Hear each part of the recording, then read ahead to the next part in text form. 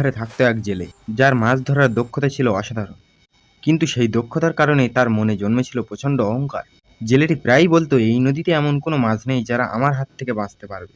এক সকালে জেলেটি অনেক আত্মবিশ্বাস নিয়ে জাল ফেললো নদীতে। কিন্তু ঘন্টার পর ঘন্টা কেটে গেল, তার জালে কোনো মাছ ধরা পড়ল না।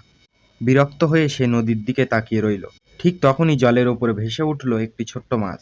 মাছটি জেলের দিকে তাকিয়ে মৃদু হেসে বলল, আজ তোমার জাল এত ফাঁকা কেন জানো? জেলে একটু লজ্জা পেলেও অহংকার করে বলল, আজ না হোক কাল তোমাদের সবাইকে একসাথে ধরে ফেলবো। মাছটি শান্তভাবে জেলেকে বলল, যে নিয়ে বেশি গর্ব করে সে কখনোই নিজের দুর্বলতাকে দেখতে পায় না। মাছটি ডুবে গেল, আর জেলে শেষবারের মতন আবারও জাল ফেলল নদীতে। কিন্তু সেদিন আর কোনো মাছ ধরা পড়ল না তার জালে। সন্ধ্যায় খালি হাতে ফেরার জেলের মনেই একটা কথাই সবচেয়ে বড় বাধা। সেদিনের পর থেকে জেলে আর কখনো নিজের দক্ষতা নিয়ে অহংকার করতো না। তাই অহংকারী মানুষকে বাস্তবতা থেকে দূরে সরিয়ে দেয়, আর বিনয়ই সত্যিকার জয়ের পথ দেখায়।